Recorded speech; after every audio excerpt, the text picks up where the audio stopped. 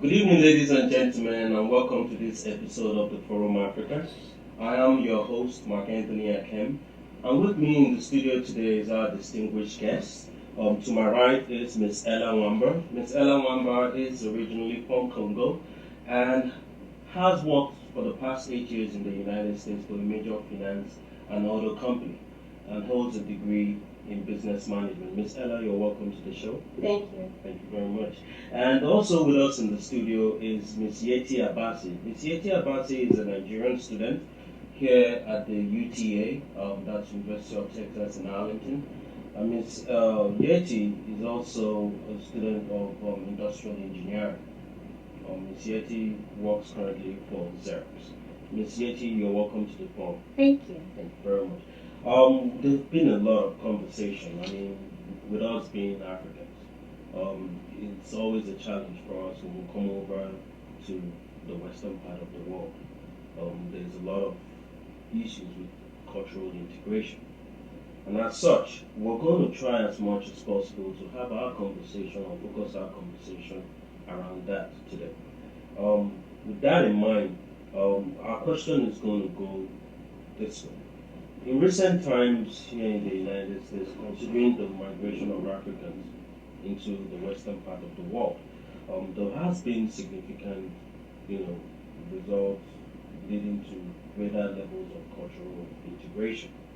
Now, the effect of that cultural integration as well has brought about varied understanding about male and female roles in a relationship. Contrary typically to what we understand as Africans or what is our traditions and cultures. My question is, based on your understanding and what we know about this cultural integration, do we think that has done more good or harm to male-female relationships, young and older relationships among African immigrants here in the United States? I'm going to open up the floor for the conversation, and I'm going to start with you, Ms. Wamba. Well, I believe that it's kind of a little bit on both sides. There's good and bad.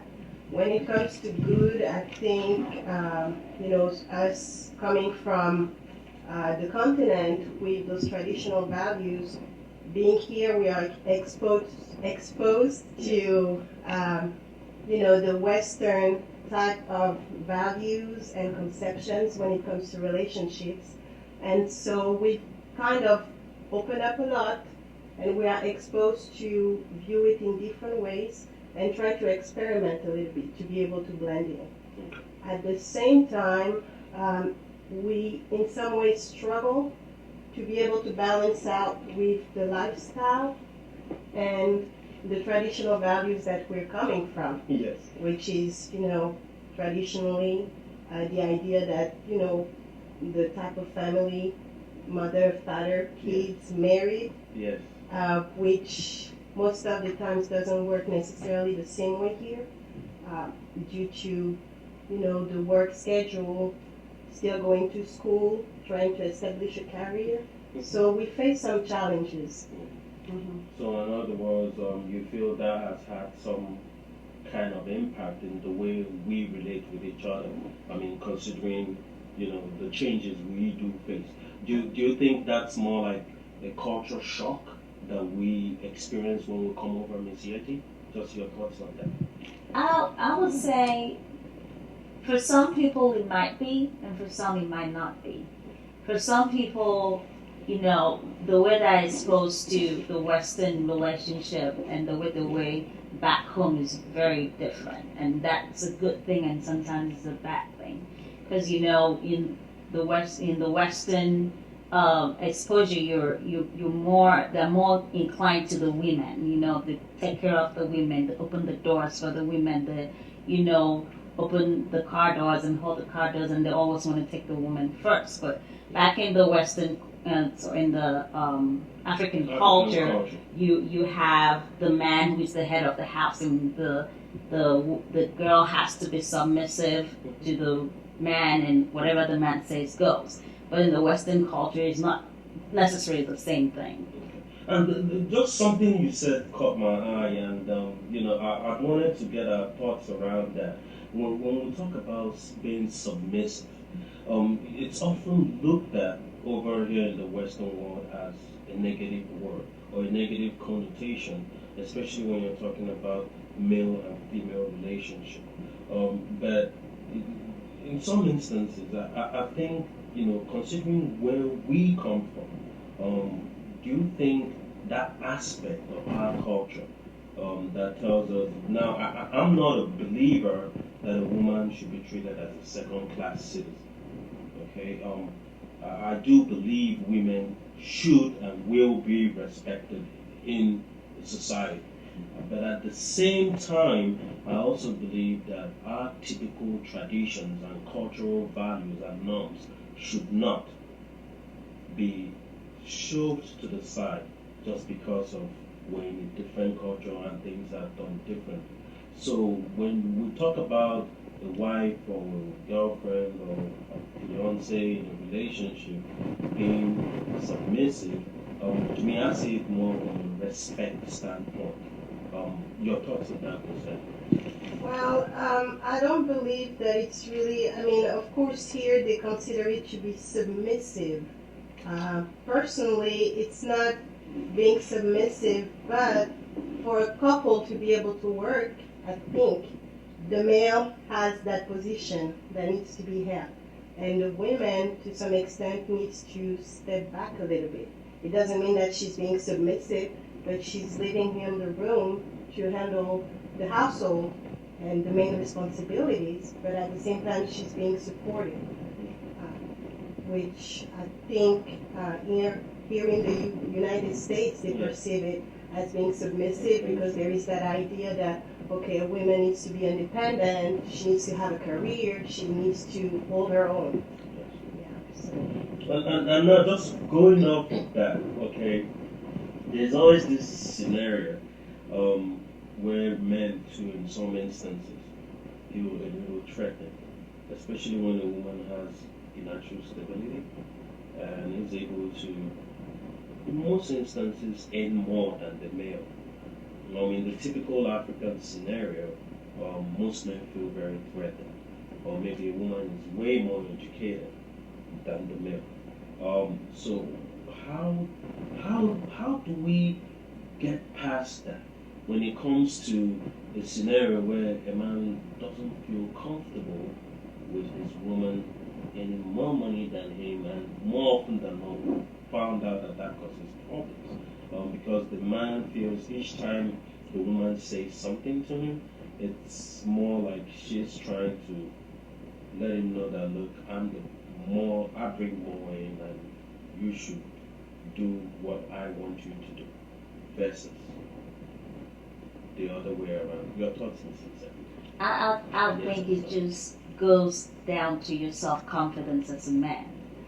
As a man, you should be an alpha. You shouldn't worry about okay, even if your woman is making more money than you, you should be proud of that fact. Yes. You should be like, yes, that's my lady, that's my woman, and she's doing her thing and she's supporting me. And then when you start bringing in, okay, when she tells you something and you take it as if she's trying to tell you what to do, it just has to do with your self-confidence as a man. It has nothing to do, because most of the time, don't get me wrong, most women do that just to tell you that, but most of the time they're just, being supportive, but because you're so stuck up in your head and being like, I'm a man, okay, I need to do more than she does so that she'll see me as a man. She already sees you as a man. She knows that you're a man. You just have to have that confidence in yourself and not worry about,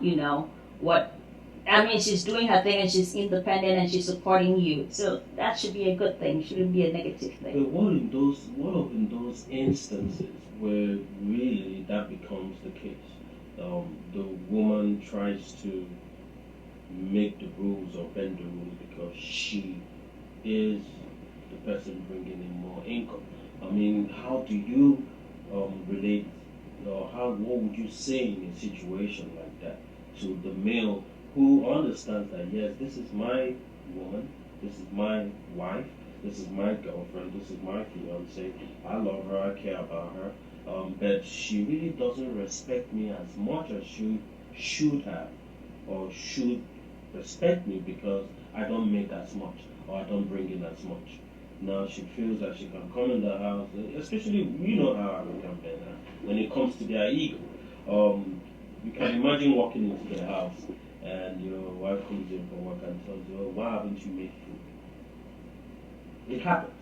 There've been situations like that. I mean, I was reading a website the other day on Apple.com. It was talking about a divorce scenario. And what was happening in that scenario was that this man had married this woman, actually brought her from home, sent her to school. She went to school, got an education. Eventually, he had some little misfortunes, lost his job, and within the period, that was when the economic crisis was at its peak. He wasn't able to get a job right away, so was unemployed for almost 16 plus months. And within that period, it was his wife who really was taking care of everything. And the tables turned pretty fast. At some point, he was kicked out of the house. It ended up really in a divorce. Let's just cut the long story short. It ended in a divorce. Now, I don't, again, in a scenario where you have two individuals involved in a problem, I believe it's always not one person's fault alone. But at the same time, coming to think about it, that this man, what the real problem has been is because he hasn't had a job and he hasn't been able to meet his male responsibilities in the relationship. Now he's being seen as less than what he used to be. What are your thoughts to that in that kind of scenario? Well, it's a delicate situation, but I think that the way it will be handled will originate to at the beginning how the relationship started and what basis it was built on. Because if the both of you started a relationship basically where you came from nothing and worked your way up, but one happened to rise faster, the women happen to rise faster than the men, I feel that she will still understand that they came from, the bottom, Yes. and that, tables could turn. She could be in his shoes, and she would handle it differently, I think. Also, communication, of course, is important. I think the men, of course, there is the ego that plays the male ego. That is a big part of it. But if you're able to communicate without necessarily put it as a confrontation, but express your feelings on the situation and try to find a common ground, that might be a way to solve it. But it's really tricky. It is. Now, another thing too that we need to talk about a lot is the divorce rate. The divorce rate among African immigrants is skyrocketing.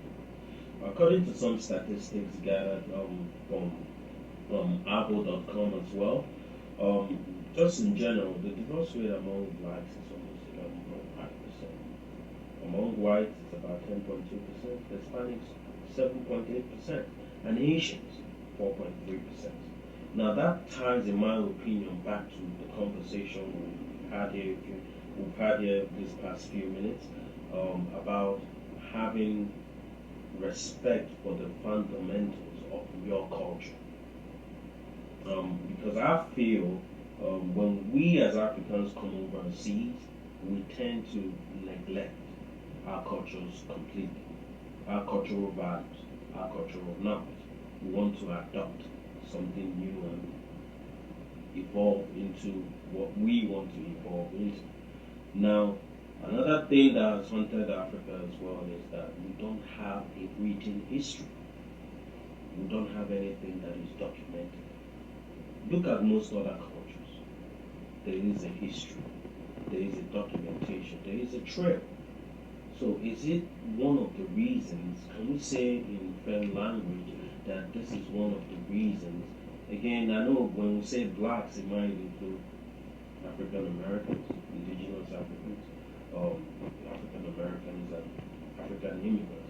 But also, we look at it, the divorce, the chances of an African immigrant marriage staying up to 10 years is usually very slim. Actually, the average rate or average lifespan of an African immigrant marriage is 7 years, which is not good at all.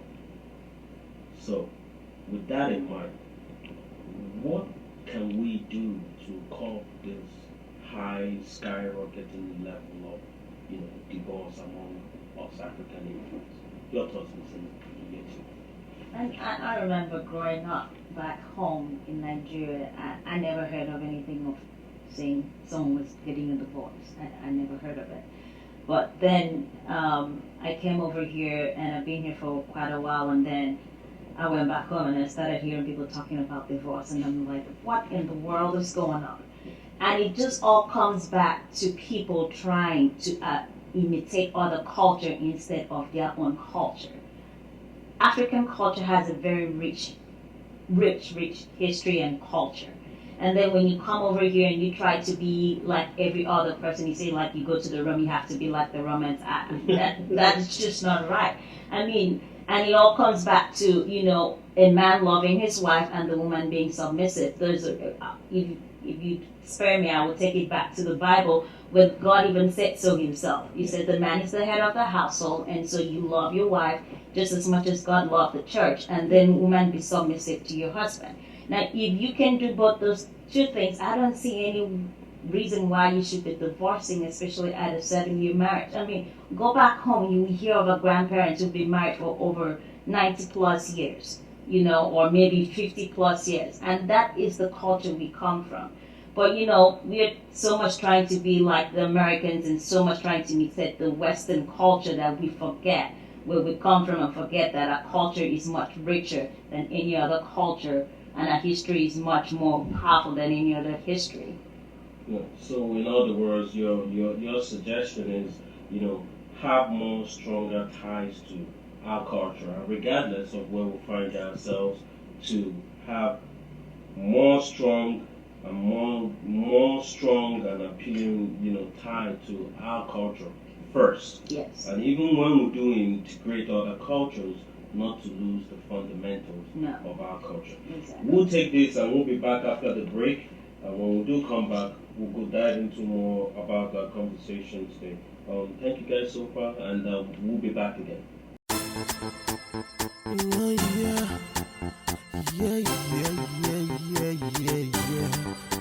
T-Base. Do you reside in the Dallas-Fort Worth area? Or you intend visiting the Dallas-Fort Worth and you're looking for a place to relax, lounge, listen to good music, or even have good African meals? Look no more. Just head on to Lola's Restaurant and Lounge. It is a friendly environment for relaxing, meeting and gathering with friends, or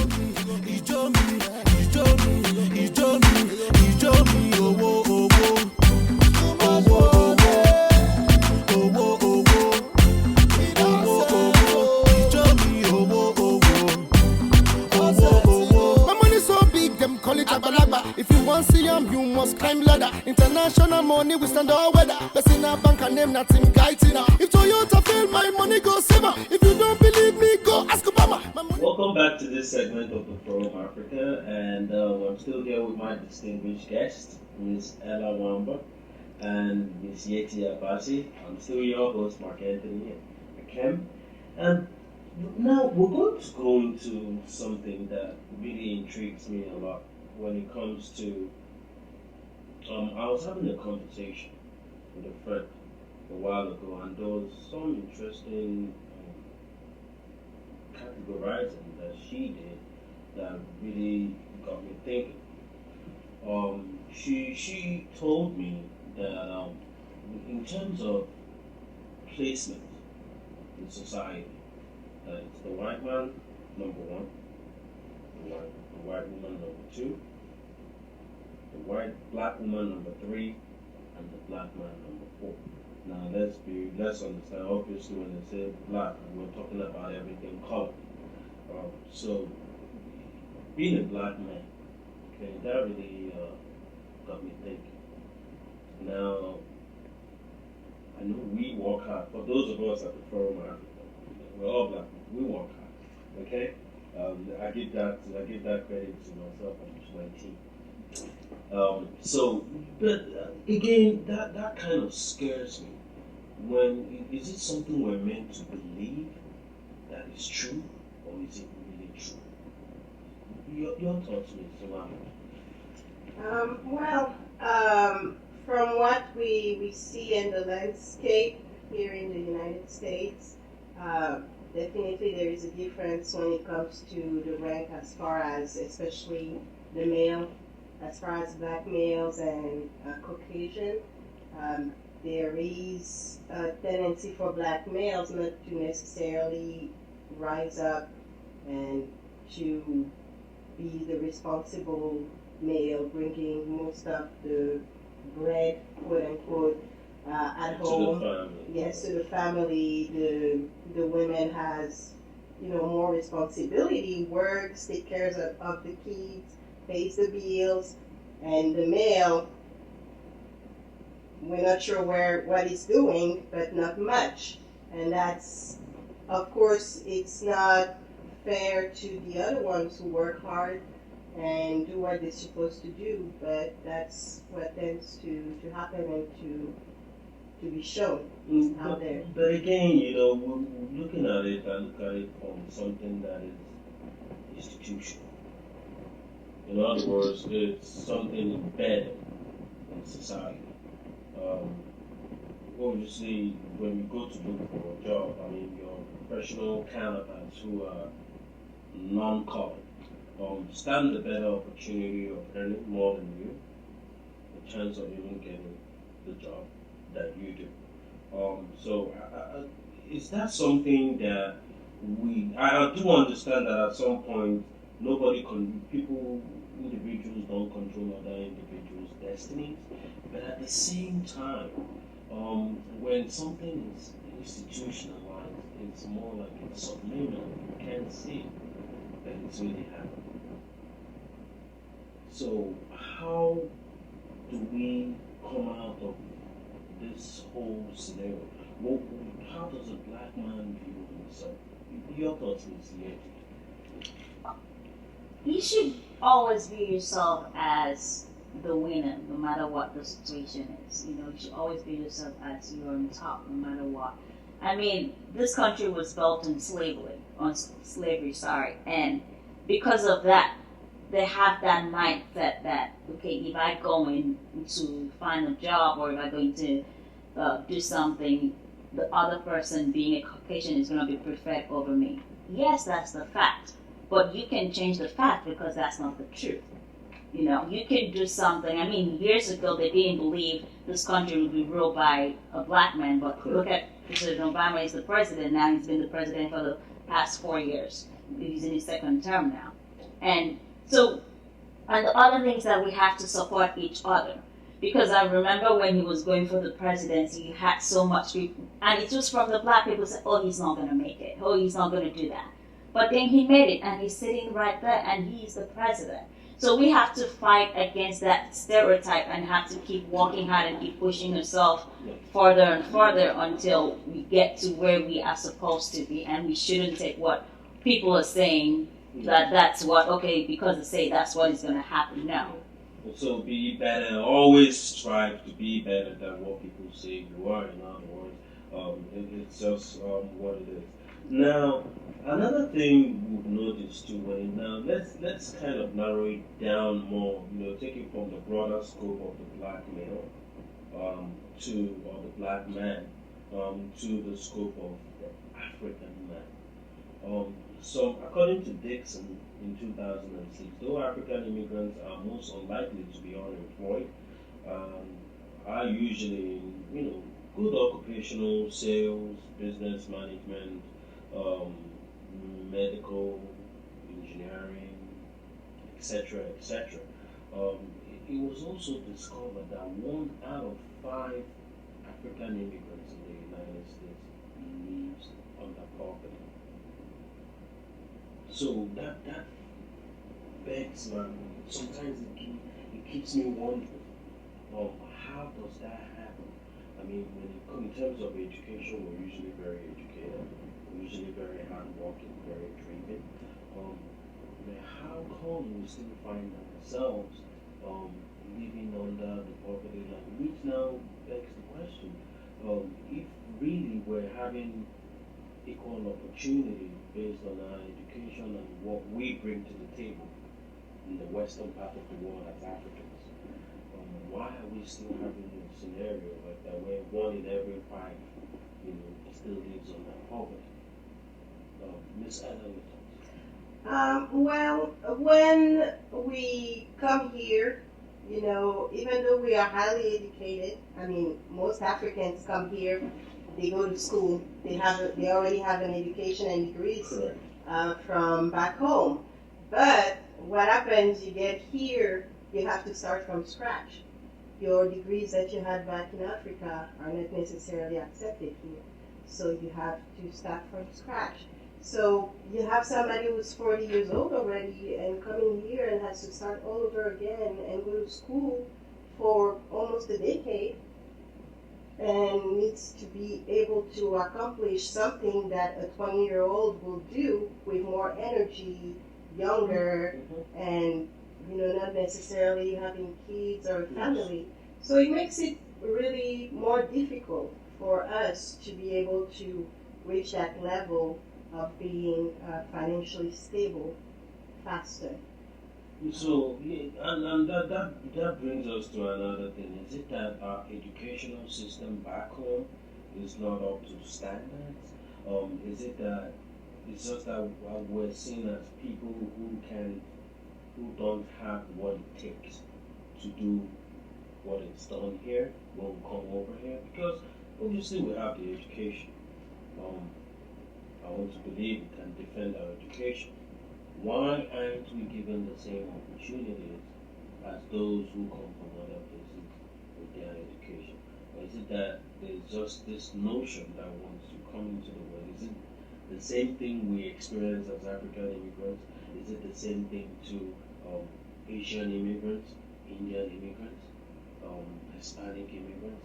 Is it the same thing to the encounter where they all have to start all over again?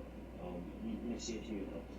I can't speak for the Asians or the Indians because I don't know if it's the same thing to go through. But for the Africans, in my opinion, we have the best education system because I remember when I came in here and I started school, what they were teaching me in university was what I was taught in secondary school. So our education is much more higher. It's just that I think it all goes back to us being slaves for them before. So they can just come in and allow you to be, you have a degree now, you're just going to the workforce. No. So it makes it harder because they want us to go back and start from scratch. And that is, like she said, is the problem. Because like a 40-year-old man, I'm sure you have family back home. You have to send money to your family every time that you get paid. And by the time you do that and then have to take care of yourself with all the bills that you have to pay over year, you have nothing much. So you have to look at yourself working 2 to 3 jobs just to get by. And then at the same time, we come from a culture that an African man likes to not be a boss, be bossed around by someone else that likes to be the boss. And so when you come in and go into all the sales positions or you go into a position where you have like a younger kid, telling you what to do, your ego gets attacked. And then you want to pull back and be like, well, no, I don't want to do that. But sometimes you have to endure through that so that you'll be able to get to your next level. And again, in my own opinion, I think it comes as a result of the difference in the system. The system here is pretty much different from what we have back home. Now, we do respect the system here because those who study here, really, when they go back to Africa, they are like kings in Africa. They are not expected to learn anything additional. It's believed that they already know it all. So, I think, first of all, we have to change our perception. The way you look at yourself is how someone will look at you. The way you present yourself is how people will take you. I think Africa has come to a point where they have to start believing in what they have, or Africans in general have to start believing in what they have, who they are, and what they bring to the table, and not questioning themselves and making that obvious in front of other people where they could now be questioned. I think that's really where the fundamental thing is going to be at. With that said, and having had the time to have this interesting conversation with the both of you today, I so thank you all for coming out. Ms. Wamber, thank you for being here. Ms. Yeti, same to you, thank you so much. This is the Forum Africa, this is our first episode. I thank my crew. Mr. John Oki here, who's the studio director, and his assistant, Mr. Smulian, the Lord Chief Spectacle Production. Thank you all very much. Ms. Vera Wamba, thanks for being here.